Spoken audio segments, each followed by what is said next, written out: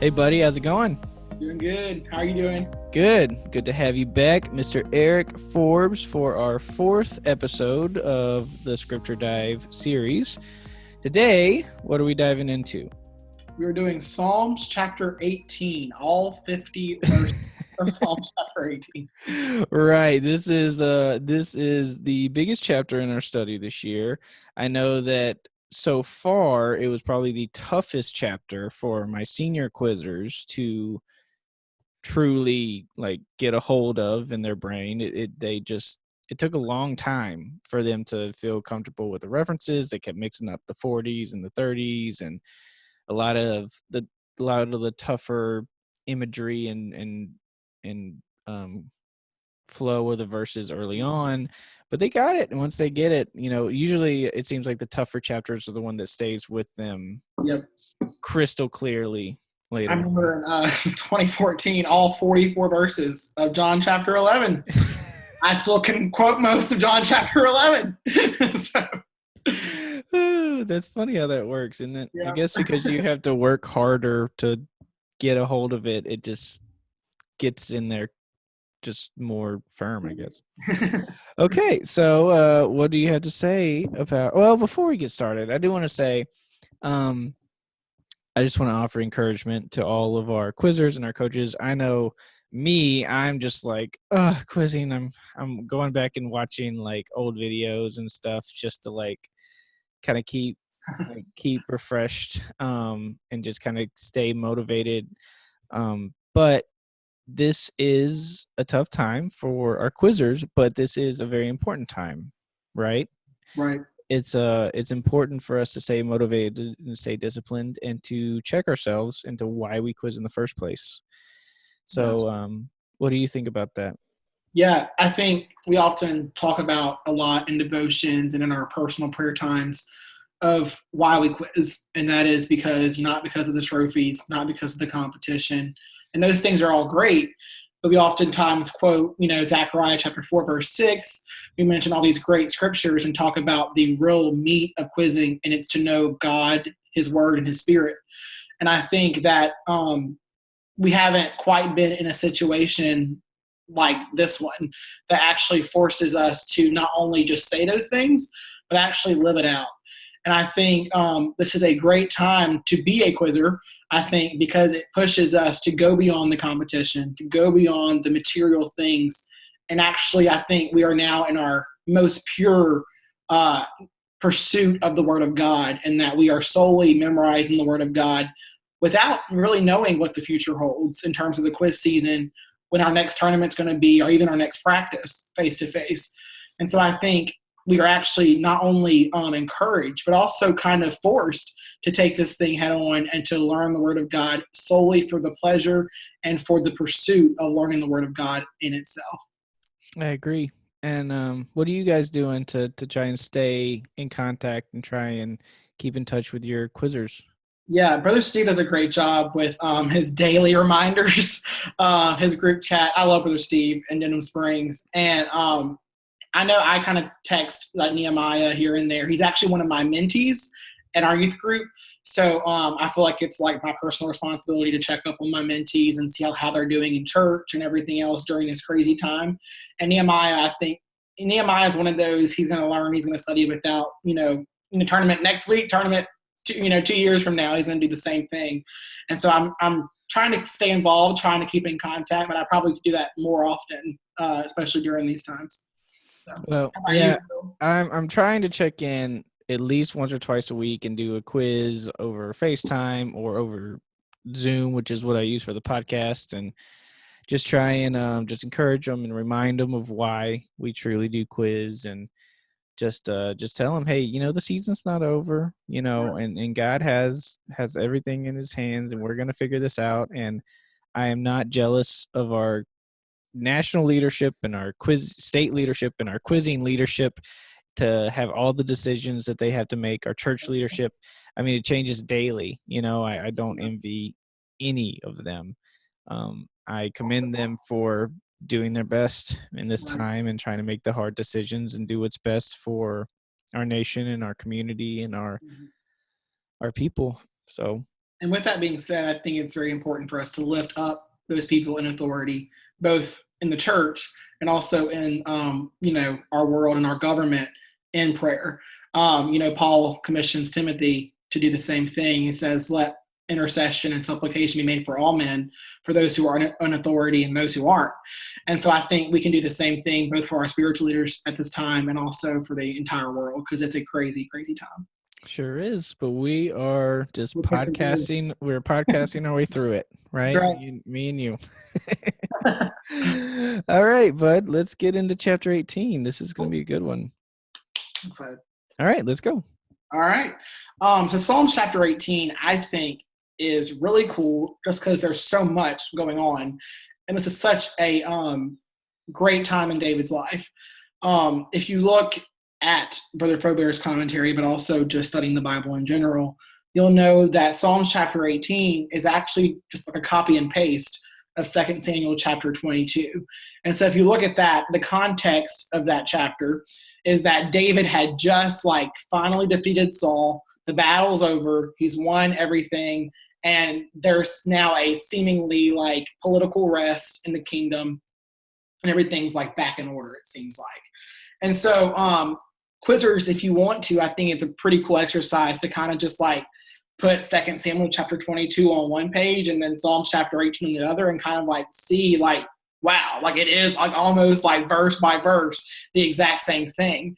And so I also bring that up because we often kind of just say that biblical poetry is limited to the Psalms, and that is definitely not the case. Poetry in the Bible goes from everywhere in the entire Bible. Obviously, Psalms is all poetry, but poetry arises in stories like in 2 Samuel, in Kings, even in the Gospels. In Matthew chapter 1, Mary's song whenever she, is about to conceive the Christ child. And also, Paul kind of just breaks out in song in his epistles sometimes. So I think we need to kind of stop looking at the Psalms as just this is the collection of poetry and this is this, and because the Bible breaks a bunch of literary genres and styles because it's a living, breathing document, and it transcends every genre, every chapter, because it is just that awesome. And so we're going to look at kind of that context as we go along in the chapter, because I think the context does bring a lot of importance to interpreting the chapter itself. So if you're ready to begin, Phil, we can go ahead and start. Okay. You want me to read this time? I can read the verses. Okay. Verse 1. I will love thee, O Lord, my strength. Yep. Tell me when to stop. You want to keep going?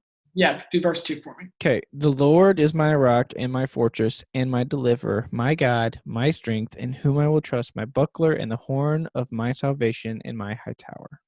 Awesome. All right, Phil. So what description of the Lord is common to both of those verses?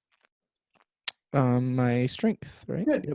Yep. So a great quotation cross-reference could come and ask, quote the two consecutive verses describing the Lord as my strength. Easy. 30-point cross-reference. You won the quiz. You're good to go. But I think that description is important here, because if you look at things like my rock, my fortress, my buckler, my high tower, all of those images kind of have a base image in that first description, my strength. That's the foundation of all the other descriptions in those two verses. So I think we oftentimes just look at these images like rock, fortress, buckler, horn of my salvation, high tower, and we kind of just yeah, that's cool, and we move on. But I think we can take this time to kind of set some groundwork here and talk about why the psalmist uses these images to describe the Lord. So I think we can first start at my rock. So Phil, why do you think what is the rock? What does that image bring to your mind whenever you hear the Lord is my rock? I think foundation. Yeah. I think he puts my feet upon the rock. Yeah. That sturdy, steady foundation that keeps you steady. Yeah, definitely. And this image is the idea of the Lord being the rock actually started in the wilderness story with Moses. And whenever Moses struck the rock and water came out of it, from that point on, like the Lord like what was identified as that rock, as that sense of obviously foundation, sturdiness, a source of strength, but also that sense of provision. So that it's a two-way image, I think, because we also get like in the Gospels, whenever Jesus talks about building your house upon a rock, same description there, but also goes back to he is a provider. He while he is strong and he is mighty, he also will make a way for us through his own strength as well. And so fortress, I think same thing, a type of structure where you can run to be protected from an enemy of sorts. So if you're obviously hiding from an enemy, if you're running, the Lord provides a fortress for you. And so while that does give, again, the image of strength, it also provides a sense of rest for you because the Lord is a strength for you. You can now run to that source of strength to rest yourself and not hustle and run so much for yourself because the Lord provides that for you. And then my deliverer, that I love how he like really like weaves this in because whenever you're quoting this, you're not thinking of the connection of each symbol, but there is a obvious, like once you stop and think about what these symbols actually mean, there is a definite connection. He's almost like pinpointing, all right, that corresponds to that. And so fortress and deliverer then have a similar meaning because right. Deliverer is someone, if you didn't need to be delivered in the first place, there is no need for a deliverer. And so David acknowledges that he does need a deliverer. And so he runs to the fortress so that deliverer can then act on his behalf to deliver him. So that fortress now is actually working for him, but it's not just a sense of I can stop and rest and then go out again and fight later. It's a sense of I can stop, rest, and as I'm stopping and resting, someone else is fighting on my behalf for me. So that my fight isn't my fight at all. It's the Lord's battle. And then we can kind of skip down a little bit, the description of my buckler. Mm-hmm. Have you heard of that term before, Phil? Buckler? I just think belt. Okay, belt. Okay. That's what I think of. Am I wrong? I don't even, that's what I've always just had like a buckler as like we had a study in Proverbs a couple of years back, and we like had a similar description. The Lord is like a buckler. And I was like, what is a buckler? And we actually looked it up. And a buckler is a small shield. So it's not. Oh, that's right. I knew that. Yeah. Yeah. Why did I kind of like, I think I thought along the terms of like belt or like some protective garment. Right. But then like I saw the whole like buckler thing as being a small shield. And so this kind of goes into the same kind of imagery. He's fighting for you as being a source of defense, but also like he is that source that protects you from the enemy as you are attempting to fight as well. And then the horn of my salvation. So what do you think? That's kind of a weird image. Sorry now my quiz, I know this is scripture dive, but then my quiz contesting brain is going, and I, if you say, quote the verses in which the Lord is described as a shield, don't you think you would also need to include the ones that describe him as a buckler? I would think a question should not be worded like that, but yes, I would think that like if it's very contestable if you said quote the verses that describe the Lord as the shield, and then this one is not included. Yeah, I would contest that. I would say a buckler obviously is a small shield, which is a type of shield, and then you'd probably get that granted. So yeah. Well, there you go, folks. There's a contest for you. It helps to dive into the verses and understand their meanings and their definitions first of all, and then their actual like what it means in the verse. Yeah, I believe I looked it up when I was writing questions to find the true meaning of it, but it's been a while. And just buckler, I always think of buckle. Yeah. as always buckler, in my brain, and I have to get it now. I'll never forget it again. Thanks for that. No problem. All right, the horn of my salvation. You're gonna have to clarify this one too. That's strange. I know it's a weird image. So the horn of my salvation, the horn in the Bible, David also meant, well, not David, the psalmist, another psalmist mentions like, my horn wilt thou exalt like the horn of an unicorn. So it's what he's saying here is that my power, my authority, my kingship, my rule, you're going to exalt me just like the horn of like an ox. In that case, is what the unicorn means, is like an ox in that psalm. And what it's saying here is like the horn is a symbol of power. So the whenever you see this type of imagery, the horn of my salvation, what he's saying is like you are the power of my salvation. And I think, I mean, while David could mean a spiritual salvation, because we know that for David, the spiritual and the physical are so intermingled together. I think what he's probably thinking of in this moment, after just defeating Saul, is that you have become the power behind my salvation. I have been saved from Saul, from my enemy, because of your mighty power and your strength. And that also, again, plays with the initial image that he gives, or the initial description that he gives the Lord being my strength. So he's also the power or the horn of my salvation. And then my high tower. I kind of think back to Fortress again. Yeah, same here. I probably should do a little bit more research into why he gave those two different descriptions in Psalms chapter 18. But I think a lot of whenever you're looking at poetry in general, is this sense of emphasis. So you're going to describe the Lord. Obviously, the underlying description is the strength. Now you're looking for all these images to build off that initial image of being the strength. But also, like, I feel like my high tower is almost like a more general term. I know like the Amplified version here describes it as a stronghold. So a stronghold, obviously, in battle is kind of like a fortress, but it's more of like a general encampment. So like you're going to this destination, like this place to be away from the enemy, and it's more like general. It's more of a camp, like an army base, rather than just the fortress itself. That could possibly be what he means here, but obviously the description just goes back to him being the strength. So, gotcha.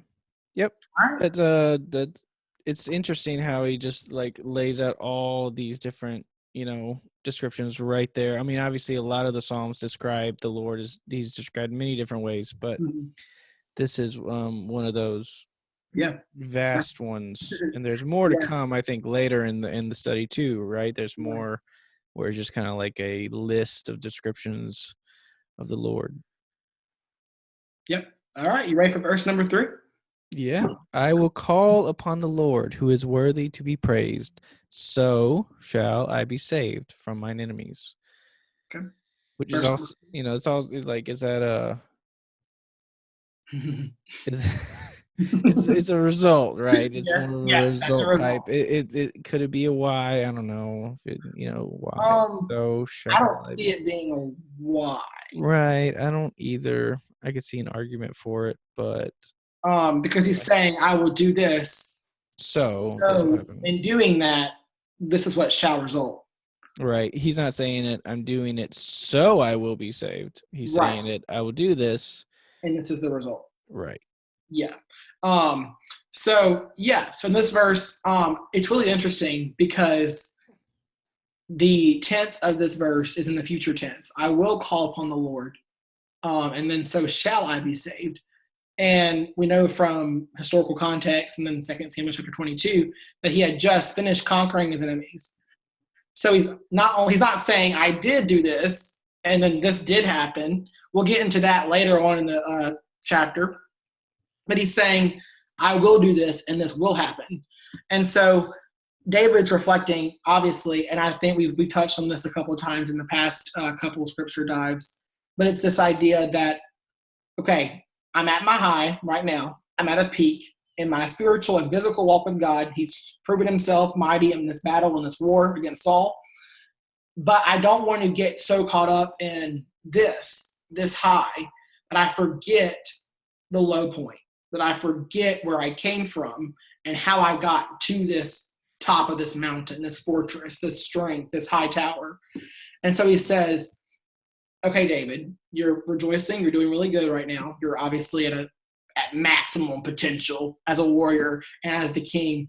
But don't get so caught up that you forget that God was the one who saved you. And so in the future, if I have a similar situation, I will do the exact same thing because God has proven himself faithful in this same situation. I like it.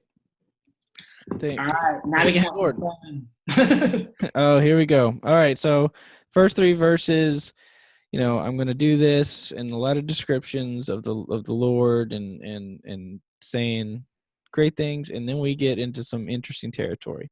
Yeah. The sorrows of death compassed me, and the floods of ungodly men made me afraid. The sorrows of hell compassed me about. The snares of death prevented me. Yep. Do you want me to keep going? No, we can stop there.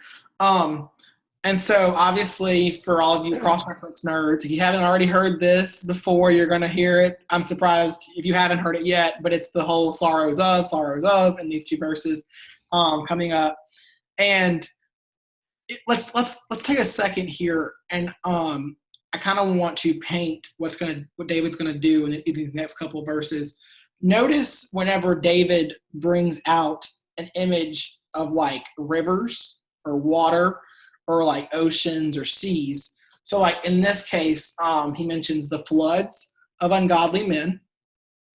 So keep that in mind whenever we go forth. Don't lose track of that image. All right. So let's talk about the 2 sorrows. The sorrows of death compassed me. And then verse number 5, the sorrows of hell compassed me. So why do you think David, Phil, made a distinction between the sorrows of death and then the sorrows of hell? I'm not sure. Okay, cool. So if you look at like the actual like Hebrew word of hell in verse number 5, the Hebrew word for that word is Sheol, which is this idea. Sheol is the place of the dead. Sometimes it can refer like to like the place of torment, like being hell itself, where like you go if you're not saved and a good person, whatever. But it also has a more general sense of like just whenever you die, you go to Sheol or the grave. All right, so it's this place of not living, the land of the dead. So it may not be talking specifically about hell. Right. It could just be the grave. So I think it's more of is it more of a poetry imagery thing? Yes, it is correct. I think basically he's saying almost the exact same thing. Okay. And whenever he's mentioning the 2 sorrows, the sorrows of death and the sorrows of hell. Basically, in layman's terms, what he's saying is death was knocking on my door. I was ready to die. Gotcha. The grave, the underworld was coming for me, and I was just about ready to give up. And he says that, and then he also mentions in verse number 4, if you go back there, the floods of ungodly men made me afraid, and then the snares of death prevented me. So what do you think of whenever you think of the word snares? A trap. A trap, yeah, exactly. So a trap was laid for me to die, to not even have breath to or a life to write this song or to sing this praise. But when we'll see that in the next couple of verses, something else happened. Ungodly men put out traps to ensnare me so that I may go down to the pit or to the grave and not even be alive at this point to see God's salvation. But we see a transition of thought with the next couple verses. If you want to go ahead and quote verse number 6. Sure. In my distress, I called upon the Lord and cried unto my God. He heard my voice out of his temple, and my cry came before him, even into his ear. So in that moment, in verses 4 and 5, right? Yeah, right. He's saying, in my distress, which is referring to those past 2 verses. Right. He called upon the Lord, cried unto his God, and then God heard him. Yeah, definitely. And like you can kind of like get this image of like David is like wrestling with Saul, and like it's like the sword was like just about to hit, and then like boom, like God showed up and everything happened. And that's like the power of poetry, is for you to get that image. Like he was just about to die. He was at his breaking point, but then he did this. And so a great cross reference, and I love this cross reference because I think it kind of plays off the imagery here, is to cross verse number 3 and verse number 6. I will call upon the Lord, so what shall result? And I called upon the Lord, and what did result? Mm-hmm. Okay, because it's important to note that David will do these things because he's proving God to be faithful in the past and in the current as well. And so he's not dumb. This is not his first rodeo. He Mm-hmm. knows that the Lord has already showed up and delivered him in the past, so we can trust in the Lord to do the same in the future.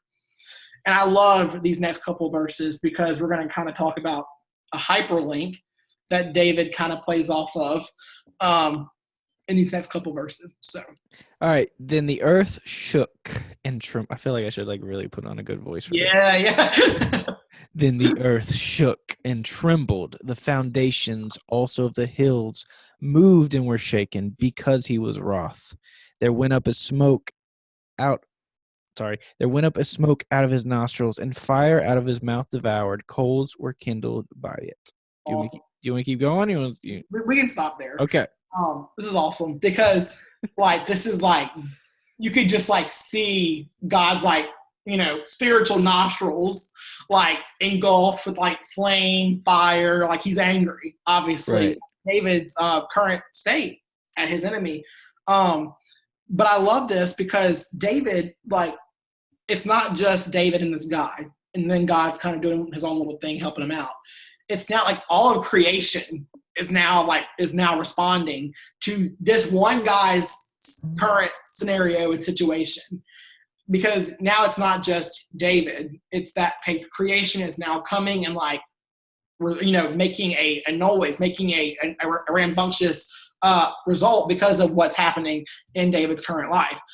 And so a lot of this you'll get, and I want you to keep in mind all this imagery, because a lot of this almost comes back to the Genesis story in Genesis chapter 1 in creation, whenever we'll get into the couple verses after this, that whenever you look at how God created the world in Genesis chapter 1, a lot of that corresponds to his deliverance of David in Psalms chapter 18. So what God is trying to, or what David's trying to do here is say that whenever God created a world, a creation in the beginning of time, what he's doing now in David's life is very, very similar, in that he is now creating for David this new way of life, which is absolute triumph over his own enemies. So let's keep on reading. Okay. He bowed the heavens also and came down, and darkness was under his feet. And he rode upon a cherub and did fly. Yea, he did fly upon the wings of the wind. Cool. All right. Some beautiful verses here. Mm-hmm. So we'll pick up. What do you think a cherub is? It's an angel or a type of Spiritual being. Yeah. Right. I'd say Yeah. angel in a loose sense. It's not I don't know. It's a spiritual being. Not a messenger angel. Right. The cherub is like one of those creatures that sit at the throne room of God and basically like protect the throne of God. Like for example, on the Ark of the Covenant, you have the two cherubim like across the Ark of the Covenant with their wings touching one another. Mm-hmm. Those creatures are what David is referring to in this particular verse. I really like Psalms chapter 18 in the Amplified version. In verse number 10, it says, he rode upon a cherub, a storm, and flew. So they're kind of like likening the whole like cherub to like a wind of sorts. So like the wings of the wind is almost like synonymous with the cherub at the beginning part of the verse.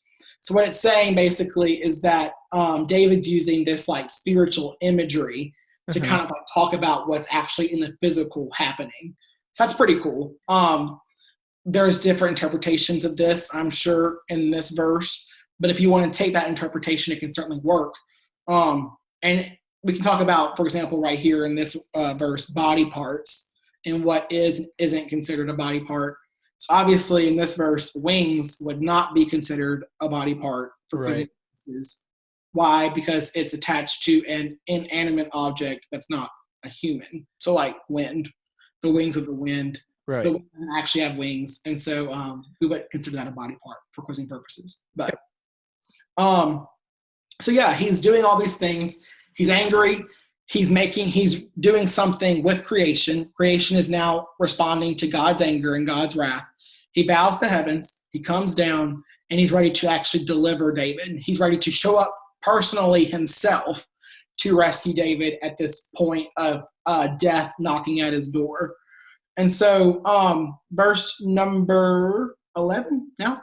Okay. He made darkness his secret place. His pavilion round about him were dark waters and thick clouds of the skies. Yeah. All right, verse number 12. At the brightness that was before him, his thick clouds passed, hailstones and coals of fire. I don't feel like we can stop there. The Lord also thundered in the heavens, and the highest gave his voice, hailstones and coals of fire. Cool. All right. So, there's a lot going on, obviously. Right. Like, okay, so verse 9 says darkness was under his feet, and then verse 11 says he made darkness his secret place. And then at the brightness that was before him, a lot of dark, bright, Mm-hmm. a lot of opposite Good imagery job. here. I feel Yeah. like this is our fourth one. I feel like I know where we're going a little bit. Yeah. Okay. So where else in the Bible do you see like dark light, separation of dark light? Creation. Creation. Yeah. Good job. Exactly. So he's not stupid. He knows what he's doing, and a lot of these psalms will play off of the creation story as well. So what he's saying here is that he's not using darkness as like evil. God is using darkness for his advantage.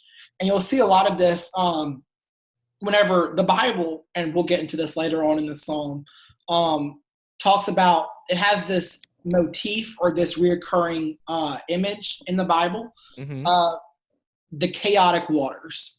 And what that is basically is in the creation story, and for the Hebrew writers, the seas, the oceans, the waters, they were all treated as like the ultimate source of chaos, which is normal. Because like if you look at the ocean, the seas are roaring and raging, and you can't really tame the ocean at all. But God obviously has control over chaos, over darkness. And we'll get into some of this in the Psalms. And then also Job kind of picks it up too whenever he mentions Leviathan, which is like this huge entire like sea creature in the Bible. Mm-hmm. And for the Hebrews, that was like the ultimate source of chaos. And actually in the Psalms, we don't have it in this year's study because it's not a Psalm of David, but another psalmist makes reference to God breaking the heads of Leviathan whenever he created the world, or God destroying chaos of the waters by separating the waters, obviously in heaven, and the waters under the heaven, or the waters that we see today in the oceans and in the seas. So keep reference to that here, but there's a lot of separation imagery going on in this psalm. We obviously have darkness. God uses darkness for his advantage to help save David.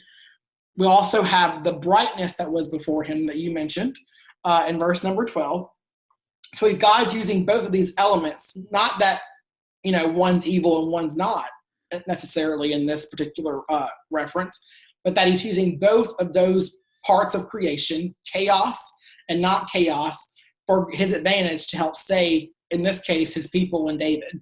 So that's pretty interesting that God rules over chaos, and David is making that known, because it's not just a type of cosmological, this is what's happening in creation. It's important because if God rules over chaos, that means that everything happening in David's life in this psalm, fighting against Saul and his armies, that chaos God also rules over as well. So the physical, what I'm feeling personally, God has control over, because he has control over chaos from the beginning and from the creation of the world. So David here is reflecting on his current state as well. That's pretty cool to me. I don't know about you, but I love that. So. I do. I love it. Yeah. So a lot of people have a lot of questions about hailstones and coals of fire, hailstones and coals of fire. That Yeah. like, why is that used the way it is in these two verses? Like it's kind of just like there, that phrase, yeah, like hailstones and coals of fire. I thought the same exact thing whenever I was like, starting to write questions for the season, and I was looking at Psalms chapter 18, and I was like, okay, maybe it's just the KJV that does this, like hailstones and coals of fire. But every single, almost every single version of the Bible does the exact same thing. Like in verse number 12, I'm reading out of the Amplified version. Out of the brightness before him passed his thick clouds, comma, hailstones and coals of fire. I don't think it's a listing. I Right, don't right. I don't think that, either. yeah, I don't think it's saying that his thick clouds passed and hailstones passed and coals of fire passed. I think what it's saying is that because of his thick clouds passing, the result was the hailstones and coals of fire. How do Uh-huh. you look at that, Phil? I I would agree. Mm, it's hard to really figure it out, especially question writing for Right, question writing right. purposes. There's very difficult verses to figure out what to do with that phrase, except for like make it across and what phrase and stuff like And that. all day. Yeah. When it comes to, when it comes to like making a multiple part or anything on that, um, it was difficult in the entire context of the verse to include that in any questions. yeah, I definitely in terms of question writing, I wouldn't write what resulted because his thick Right. cloud passed, because I think that the language is not there for me to write that question. Hmm. But I think like poetically and conceptually, we can come to that conclusion that these things happen because his thick clouds passed. Right. So just for your knowledge, that's how I interpreted it, but I would never ask a question prompting a quizzer to make that distinction in that. Right. I Yeah, agree completely. awesome. All right, It where are is we at? really cool. It is really cool imagery, and it's kind of like a poetic, It's yeah, awesome. David places him. I'm sorry, I'm kind of cutting you No, off. go ahead, please. So this is like what fuels me, because like David like sees himself like in creation, like almost. It's like he's like intermingling these like two stories together, Hmm. and it's like I feel like obviously we shouldn't interpret the Bible on our own personal lives, but like we can see our lives and other people's stories in the Bible and see like, dang, how close is that to what I'm feeling right now in this moment? And I think David took that poetic liberty in the Psalms. I think he's also inviting us to take that same liberty whenever we're looking at his own personal life. Interesting. I like it. Cool. Okay. Moving on to 14. Yeah. All right. Yea, he sent out his arrows and scattered them, and he shot out lightnings and discomfited them. Can we stop there? Yeah. We can stop there. So, Yeah, it's a so lot of yeah, I know this verse has been misinterpreted by some, and Mhm. it, and I believe I initially, the first time I read it, I was like, oh, okay, he scattered his arrows and he discomfited lightnings, and I was like, the more I thought about it, I was like, well, that doesn't make sense. so, uh, obviously, he's referring to them is referring to David's enemies, Right. correct? So the Lord sent out his arrows, and he scattered David's enemies, and he Right. shot out lightnings and discomfited David's enemies. I know that that isn't super apparent just on a first read, Right. but when you do a little bit of research, it becomes apparent that that is. Do we have like the phrase "mine enemies" like before this to Um. identify that pronoun? uh, So shall I be safe from mine enemies? Okay, perfect. Yes. So you would have to, Yes, yes, 18:3. you do have it. Yes, that's a great point to make. Also, like poetically speaking, you could I interpreted this verse as like his arrows was like his lightnings. Oh, Like interesting. like he's repeating himself like by identifying his arrows as his lightnings whenever he says in the KJV, it says, where am I at? Verse 14? Yeah. Sent out his arrows and he shot out lightnings. Obviously, like this is not, not, I can still write a two-part question on this verse and say he sent out what and shot out what. Right. But poetically speaking, I think that his arrows almost is his lightnings in this case. That's interesting. Yeah. He sent out, shot out. Yeah. The and if it didn't have the and there, I would like super agree with you. But I don't think you're wrong. Yeah, because God could God doesn't obviously have like actual physical arrows that he shoots out at people. Right. But it also could just be that, he's using this poetic language to talk about the delivering power of God in his life. Yep, So, I agree. arrows or lightnings could not have been used at all, obviously. Okay, verse 15. Yep, cool. Then the channels of waters were seen, and the foundations of the world were discovered at thy rebuke, O Lord, at the blast of the breath of thy nostrils. This is my favorite verse in Psalms chapter 18, as you can probably tell with like the water imagery. Okay, so remember back to verse number 4, the floods of ungodly men. Yep. We mentioned that. And then we mentioned here, back to verse number 15, we have the channels of waters were seen. And then we'll get in the next verse when he talks about many waters. This is so cool because if you did not believe me, if you thought that my whole creation hyperlink was a bunch of bull, this proves that it's not, because David here is saying that just like God, whenever he breathed upon the face of the waters in Genesis chapter 1, and the waters became separated and the dry ground emerged from the face of the waters. Here, and I like get chill bumps. This is so cool. Here, doing the same thing. You have all these floods of ungodly men about David.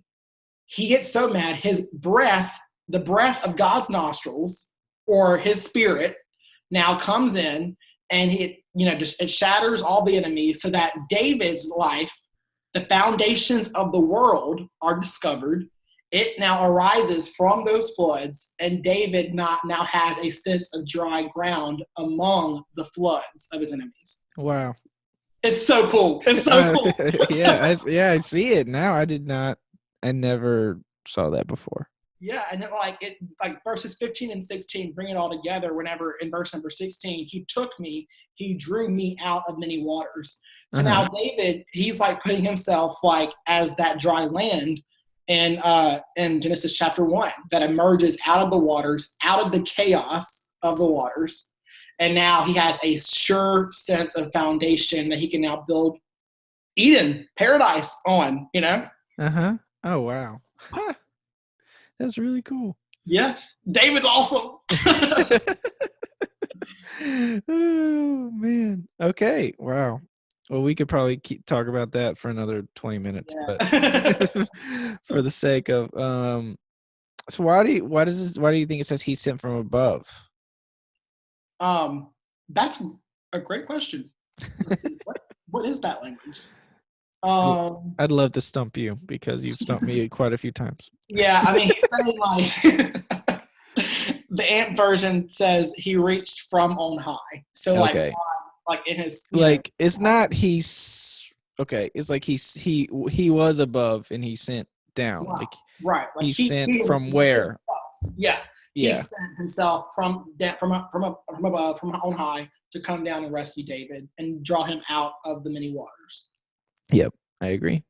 Okay. And also, like, this is a real nerd moment, but like, if you're kind of keeping this whole idea together, Jesus makes reference of this whenever he's being baptized. Like, the entire baptism motif in the New Testament is a very, very similar story to what creation is and what David here is experiencing, and that you are coming up out of the chaotic waters of baptism to now have a newness of life that Paul calls in Romans chapter 6. Your life has now come from a chaos, a wandering of sorts, to now where your life is now surely set on the rock, Christ alone.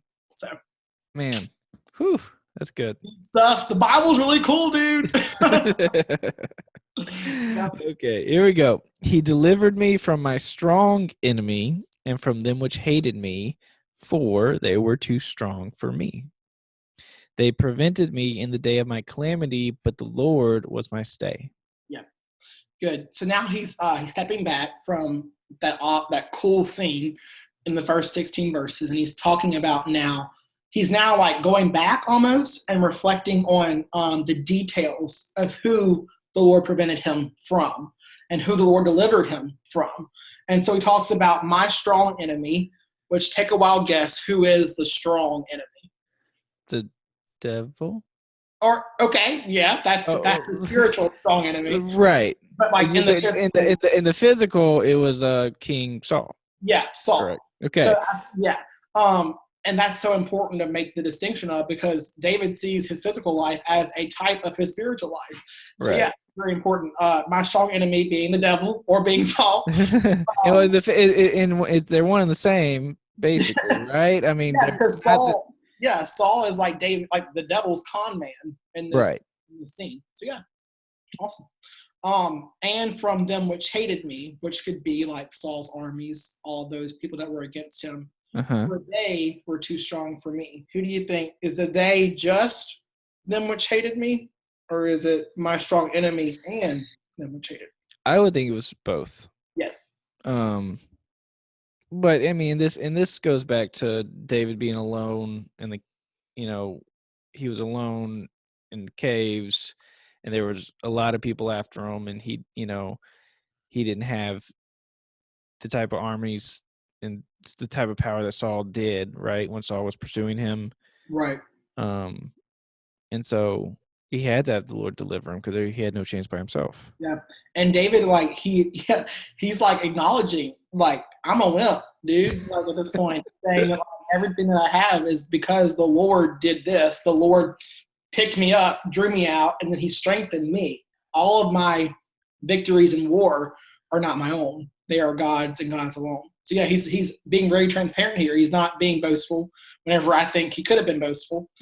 He's being super transparent and mentioning his weakness in contrast to his enemy's strength, and showing that he needs the Lord's strength to overcome his strong enemies. So definitely, yeah. And then they prevented me. They referring back to my strong enemy and them which hated me in the day of my calamity. Okay, so what calamity? What do you think? Like, what's the word calamity mean? Um, okay, I don't know, but I'm gonna guess like chaos in the day Yeah, of my like destruction, chaos. right. Yeah, a bad term. Yeah, Yeah. destruction, chaos. But the Lord was my stay. I love this description of the Lord, because we kind of like I've heard it in like popular songs in our like movement, and then in Christianity in general. And I was like, what does that like mean? The Lord was my stay. I think rock. I Okay. think it's similar to that. The Lord was my steady Uh-huh. rock, my foundation Yeah. would not be moved. That's what I think of. That's what I associate Definitely. with. Yeah. My support. Yeah. My foundation, my rock underneath me. Yeah, definitely. And I think that's like the imagery of Psalms chapter 18 too, is the sense of he's my strength around me as a fortress. He's my Uh-huh. strength underneath me as my foundation or my stay. And he's like my strength above me as like the Lord, like drawing me out from above and being my strength all around me, above me, and then of course below me. So we get that already in the first 18 verses of Psalm chapter 18. So yeah, definitely. And then again, we get in verse number 19, if you want to go ahead and quote that one too. He brought me forth also into a large place. Mm-hmm. He delivered me because he delighted in me. Yep. So yeah, he kind of carries on this imagery of the Lord bringing me up and bringing me somewhere else, kind of like what he did in verse number 16, whenever he took me and drew me out of many waters. Now we get in verse number 19 where he is brought into, and that is a large place, a sense of basically I have enough room. I have all this room now to flourish. The floods of ungodly men have now been subdued. I now have all this room now to flourish in God's power, in God's anointing, and to build a new life for myself, with chaos now being destroyed and being subdued. So, And then he rescued me because he delighted in me. He was pleased with and delighted in me, says another version. So because I knew exactly where my hope was, where my trust was, where my perspective was, God saw it fit to do this for me. And I think we often just look over that and say, awesome, cool, David's really spiritual and really awesome. But I think that's what the Christian life is that we come to a point where we see our, our lack of ability, our lack of strength, our lack of sufficiency in ourselves. And it's to that point whenever we realize our sufficiency is only of God, that God starts to work on our behalf. And I think that's a beautiful thing. Whenever the Lord of all creation, the creator of all the world, comes now and works on your behalf personally, there's no greater, I think, treasure in our walk. I agree. That's beautiful. Yeah. Why do you think he used why do you think he used a large place? Mm-hmm. Just because I feel like, and there's no like set interpretation here, but I think he was talking about a sense where he could grow. It was a place where he had no other people in that place with him. It's a sense of I'm alone. I'm now king. God has now set me in my rightful place in the kingdom to grow Israel, to grow the kingdom to new heights through God's Spirit and anointing. So. Okay, I like it. And then, What do you think, Phil? yeah, I don't really have a interpretation myself. A large place. He brought me forth into a large place. I guess you think, when you think of a small place in danger, you think Mm-hmm. that a small place could be potentially more dangerous than a large place, more Right. open, Yeah. safer, a more safe place. But I love your interpretation. Cool. Okay, are we moving on? Yep. Verse number 20. The Lord rewarded me according to my righteousness, according to the cleanness of my hands hath he recompensed me. Yep. So we can talk about the phrase "my righteousness," and we all know that from our previous discussion of Psalms chapter 14 that there is no righteous person at all. If you're a human, you have no inherent righteousness by your own power. Right. So David's righteousness that he calls my righteousness, obviously here, is a righteousness from God that David has now taken on himself because of his trust and faith in God and God alone. So obviously the Lord rewards him according to not really David's own righteousness, but David's righteousness that he's put in the Lord himself. So because David has stopped fighting, the Lord has stopped trying to do everything on his own. The Lord now rewards him for that and rewards him for his confession of weakness, his confession of being not enough in his current state. And then also, I like this next part too, the cleanness of my hands. According to the cleanness of my hands hath he recompensed me. The phrase, the cleanness of my hands, obviously, we get a sense of purity. David was pure, he was right.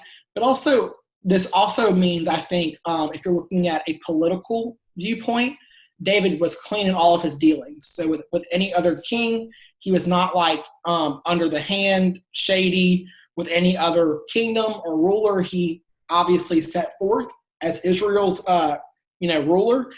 This is how we're going to do it. This is how we're going to follow God's word and his laws. And so no one else around him could question his integrity and his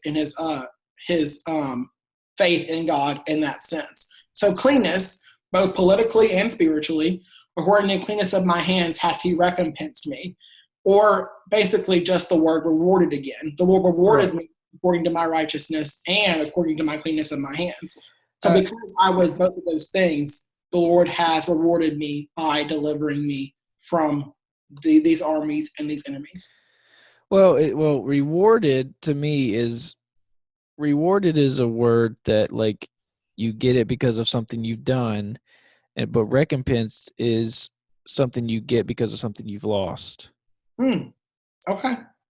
So I don't know if that changes, why he used according to my righteousness with a rewarded and according to Cletus, on my hands recompense. But that's just when I look at the definitions and when I think Okay. about it. I'm not sure That's, if that's I never like thought of recompense like in that sense. But that's so. If you look it up, it says compensation or reward given for loss or harm suffered or okay. effort made. Also for effort made. Um, so it probably could go either way. But Yeah, it's kind of interesting to see that opposite. The a reward is for what he's done, and recompense is for what he's lost. I don't know. It's kind of interesting. definitely.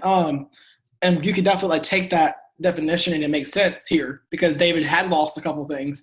Um, number one being his faith in himself, and that he could rule and that he could rule well. Um, also, like I feel like the Bible, it's sometimes hard to map on like English definitions to biblical words because all these things are not a like equal translation from the Hebrew. Right. So like David did not actually write the word recompensed whenever Right. he was writing the song. So while like he could have definitely meant that, I think the base word would be like he rewarded me Uh-huh. because I was in that sense. So obviously he could mean, I think he does kind of mean here that the Lord did restore. He restored these things to him is a better word probably too, because he had lost those things to begin with. Definitely. So Well, it's kind of like I always think that, you know, if we do, as we're going to get to the next verse, and I go ahead and say, "For I have kept the ways of the Lord and have not wickedly departed from my God." When we do that, we do lose things on this earth, yeah, right? Like right. we will miss out on earthly things and earthly experiences and those things, but we're going to be recompensed Yeah, by the Lord for keeping his way and not departing. yeah, definitely. Yeah, I'm down. Why does he say wickedly departed? So just like why can't he just say departed? Why does he, well, I mean, is there a reason he said wickedly departed? Because I mean, is there a difference? I don't, Yeah, between depart. That's a great question. And we could make a distinction, I think, between like, for example, we all know that he did depart from God at some points. Right. Like whenever the whole Bathsheba incident, whenever he killed Uriah, after that, David had some highs and lows with his walk with God. But to say that he wickedly departed from my God, I think holds a greater weight. Because whenever David's talking about the just and the wicked, we don't want to fall into the trap that these people are always just or always wicked. Huh. Whenever David talks about these two groups, the just or the righteous and the wicked, he's talking about someone who is continuously righteous, someone who is continuously wicked. So David here is obviously not saying that I've been perfect ever since I came out of the womb. I'm great. Look at me. He's saying that I have not done wicked. I have not wickedly departed from my God in the sense that I continuously did wicked things from God's statutes and His commandments. Gotcha. All right, I agree. Cool. Going on. Yep. Cool. Verse 22, for all his judgments were before me, and I did not put away his statutes from me. Yeah. And this is obviously a why. So, why have I not wickedly departed from my God? The answer is because all of his statutes were before me, or all of his judgments were before me, and I did not put away his statutes from me. So, again, David knows that if he does not want to be wicked, if he wants to be in the righteous generation, he becomes righteous. He becomes whole and holy before God and his throne by following the law, by following his ordinances and his statutes. Do you feel like that's a why to the why? Do you feel like 21 is a why for verse 20? Mm-hmm. Yeah, I think it's a And why for verse 21. so Why to the law. 21 is a why for verse 20, and 22 is a why for verse 21. Yes, but I think that both could function as a why for verse 22. Okay. Like you could say quote verse 20 and then say, according to the next two verses, why. I think that would also be valid. Okay. Yep. I agree. Yeah. Okay. Okay. For all the judgments. Yep. And it's in statutes. I need to look up exactly the definition of statutes again. Just to be. The exact definition of statutes is a written law passed by a legislative body, a rule or organization or institution. So it's basically like his rules and his ways. His decrees, yeah. His ordinances, his decrees, yeah. Yes. Basically what he set forth in written law. So he's thinking of like the law code from Moses. Yeah. Okay. Perfect. All right. So moving on. Yep. Cool. Verse 23, I was also upright before him, and I kept myself from mine iniquity. Before him. So what does it mean, like, because David separates these two images, right? So he says in verse number 21, I have kept the ways of the Lord. And then in verse 23, he makes a distinction and he adds to that. He says, I was also upright before him. So, like, what's the difference between keeping his ways and being upright before him? I don't know. I don't know. It's a great, because he adds to, like, a lot of these things. It's like we can get caught up in like why this, why that, but I think it goes back to that poetic liberty in that he's taking this time to emphasize over and over why God wanted to deliver him in the first place. It's because not obviously of his own uprightness, his own righteousness, but because he followed the law. He followed the written word of God, which at that point obviously was how you were saved, solely by just following the law code in the Old Testament. And so David's making that point here because, and he's putting the word in the middle of all of this and saying, because of the word, I was upright and I kept all the Lord's ways because I had the resources to do so. I like it. I kept myself from it. And then 23 serves as a why for verse 24, correct? Let me see. So 23. Yes. So I was also upright before him, and I kept myself from my iniquity. Therefore, which is because of that, right, hath the Lord recompensed me according to my righteousness, according to the cleanness of my hands in his eyesight. So this is also interesting because he used that word recompensed again, and he used both. So I think that goes back to what you were thinking, that recompense and reward. He's basically saying the exact same thing, because here he's saying he said recompensed according to my righteousness, according to the cleanness of my hands. Where before he said rewarded according to my righteousness. Right. Recompense according to the cleanness of my hands. And that's what makes me think that he's using the very, very loose term, recompense, and that he's just saying rewards. But I do like your interpretation too of restoration. When what was lost. So. Well, it wasn't a very research thought out interpretation, but it it is interesting. Okay, so it is, I always have to, I love when a verse starts with therefore as a question writer, because it kind of is like, ooh, like, because it's interesting to make that distinction and to show that to quizzers, be like, hey, that's actually why, to show that in a question, be to show them that that's the why. And a lot of times, Brother Faubert likes to write these, and I love to write them. According to the verse preceding the one that begins, therefore hath the Lord recompensed me. To what does this refer? Okay. And that therefore is referring to the previous verse, right? Yep, definitely. And even like wherefore. I don't think we have a lot of wherefores, right? But a wherefore does also have the same like type of look back to the previous verse to see what the current verse is playing off of. So, right. Yeah. No wherefores this year. I just checked. Okay, cool. Just therefores. There's a good bit of therefores though, for sure. Awesome. Okay, verse 25. Here we go. With the merciful, thou wilt show thyself merciful. With an upright man, thou wilt show thyself upright. With the pure, thou wilt show thyself pure. With the froward, thou wilt show thyself froward. one statement. Yep. Yep. And so David here now backs up with this couplet, and he says, "Okay, I'm not the only one that the Lord does this for if I do all these things. Any person who is upright, God's going to show himself upright in return." So what he's saying is, you get with God what you put into God.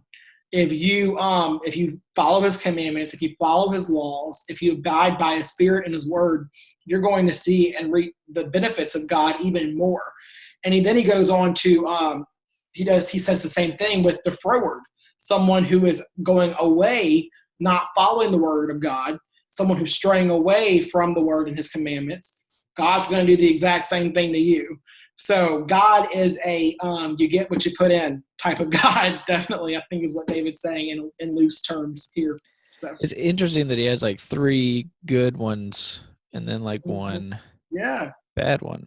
it's almost like he's saying, like he's calling himself merciful, calling himself upright, and then pure, and then saying, yeah, and then also my enemies who are froward, God showed himself froward to them. Like you can kind of see where his mind is whenever he's doing these things. So Right. Yep. I do love those verses. Okay, before we keep going on, we're gonna take a quick break. So cool. we'll Intermission. be intermission. See you in a minute. And we're back. If you're watching on the video, it may be a little jarring since this is a different day and early in the morning, so we can get this knocked out. But we are going to pick up right where we left off. Verse 27. For thou wilt save, not slave, for thou wilt save the afflicted people, but wilt bring down high looks. For thou wilt light my candle, the Lord my God will enlighten my darkness. Yeah. So we just mentioned in verses 25 and 26 how we think that David's almost like describing himself as like those good things, merciful, holy, blameless, all these great things that he kind of generalizes in verses 24 and 25 and 26. And this, I think, shows that relationship again in the next couple verses whenever he says that you will save the afflicted people. Obviously David here is associating himself with that afflicted people, and I think he's talking in general about the people of Israel. Mm-hmm. So he's saying that through him, God has now saved an entire people, an entire nation, and not just David himself. And so then he goes into verse number 28, and then he talks about himself in the first person. So he says, "For thou wilt cause the Amplified version says my lamp to shine." So obviously we think of that lamp as type of being a symbol for his life in general. So you will cause my life to flourish, to shine. And what are you going to shine against? It is the darkness that is around me, which is my enemies. So again, we see later on in the chapter how David is then still using images of light, darkness, land, water, to talk about himself versus his enemies. So it's this idea that David is coming out of his enemies with the land and water, and David is now outshining his enemies as the light in the darkness. It's really cool how this creation theme just keeps going. What about high looks? That will bring down high looks. Is that like that's a great point. So other versions say things like haughty eyes to someone who is arrogant. Mm-hmm. Which is associated with the wicked generally, right? Right, yeah. The arrogant being someone, or attribute of the wicked, yeah.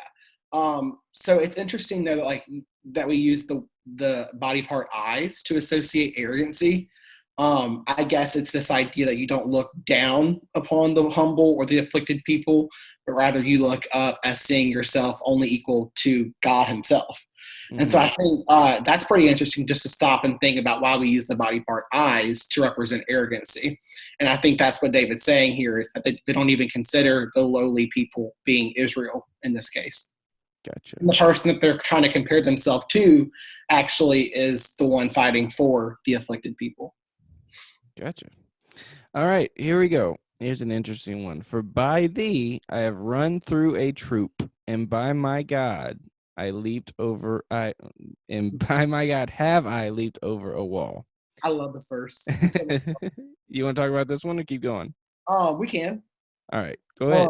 So I think the first one's pretty obvious. He's talking about, himself in the middle of his enemies being restored, rescued by the Lord.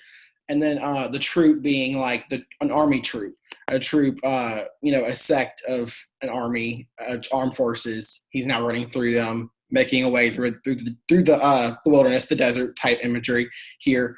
I'm not 100% sure though where he's getting the word wall from. My personal theory is that, David uses imagery, we mentioned this earlier in the Psalm, of protection, fortress, high tower, all those like fortified places to show the Lord's strength.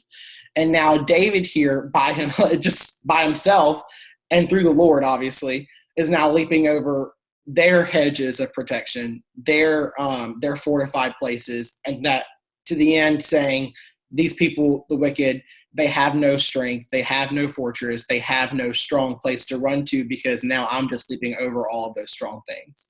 Gotcha. Interesting. It definitely is a unique verse. Yeah. Run through and once again a poetry thing where he's like, for by thee and by my God, which seems like he's talking about two different things, but he's not. Yeah, and that's actually a poetic device called anaphora. So anaphora is like whenever you use the repeated, like the first couple words of a line or a phrase in two different lines of poetry. So like by thee, by my God, or by my God, he does these two things. So it's a sense of emphasis, but also going back to where exactly his strength is coming from to do all these things against his enemies. So, yeah. Gotcha. All right, verse 30. As for God, his way is perfect. The word of the Lord is tried. He is a buckler to all those that trust in him. Now, I have a daughter in beginners, and they started learning in chapter 18 on verse 30. So I'm pretty familiar from here on out. Cool. But I do love this verse, and I love the song on the CD that goes with this verse, which do you want to sing it? If you really want me, no, I don't want to. No, I won't sing it. But go ahead. Here's this description of the buckler again in verse number 30, which is a small shield, not a belt. Yeah. Bill. Yeah. And then obviously we could cross-reference that with verse number 2 with the Lord being described as the buckler. Mm-hmm. And then so why is he putting this verse in contrast to the last verse? So again, he's contrasting the two groups of people and their sources of strength. I think he's doing it more black and white here than what he was doing earlier in the chapter. He's saying, in case you haven't got it yet, I'm saying that the enemies, their greatest walls of defense, their greatest walls of strength are nothing compared to what my God has, and that he and just think about like the logistics of this. David's talking about the enemy's wall, like a fortified wall of encampment in verse number 29. And then he talks about the Lord being a small shield. Whenever I'm in battle, that doesn't really have an equal weight in my eyes, a small shield versus a entire like fortified encampment. But what David here I think is saying is that with God, a little is more than a lot with the wicked. And he's saying that God can defend basically you no matter what you give him. As long as you put your life in the hands of God, God will take care of it because his small things are greater than any of the world's greatest things. So that's pretty cool here. And then he goes into the word of the Lord is, the AMP version says, the word of the Lord is tested, it is perfect, and it is faultless. While I think it's talking about like the written word of God here, I also think in this context, it could also mean the spoken word of God. God speaks it, God ordains it into being, and it happens. And I think for David, that was super important, obviously, in this particular battle against Saul, because he needed the final word of the Lord to disperse his enemies and for David to remain victorious against them. And so I think this verse is really important for David because it describes God in his way. His way is blameless, according to the AMP. The word of the Lord is tested. It is perfect. It is faultless. And he is a shield. So it's describing the Lord's way or God's way, the word of the Lord, and then the Lord himself. So which is, and a lot of times the biblical authors kind of like see the way and the word of the Lord as kind of like being one with God himself. So David, I think, here would have thought that all these things were just a part of the nature of God himself, but obviously for quizzing purposes, they'd be separate things. Right. But yeah, so David here is talking about the perfect, matchless way of the Lord, the word of God, and also the God himself being a shield with his word and his way helping him in this particular time. So I like it. Okay. Verse 31, for who is God save the Lord, or who is a rock save our God? I also like this song. So yeah, two questions, two small questions. These are the only questions in chapter 18, which is surprising with the number of questions we have in study. 50 verses, we have one verse with questions. yeah. Um, You could definitely ask the question, what two questions are asked in which verse of Psalm chapter 18? yeah, I've heard it. Yeah. All right. Do you want to you want to read a few more? Maybe we can take a chunk on. Read verse number 32, just Okay. so it does really well with it. It is God that girdeth me with strength and maketh my way perfect. Yeah. So do you think like the two questions in verse 31 are rhetorical in that they have like the answer is assumed? Yes. Yeah, I think so too. I think some people want to like say that verse number 32 is a response to the questions.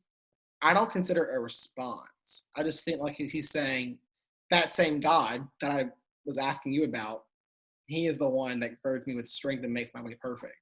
But I mean, I don't think I don't. The language isn't there for me to make that conclusion. I wouldn't write that question.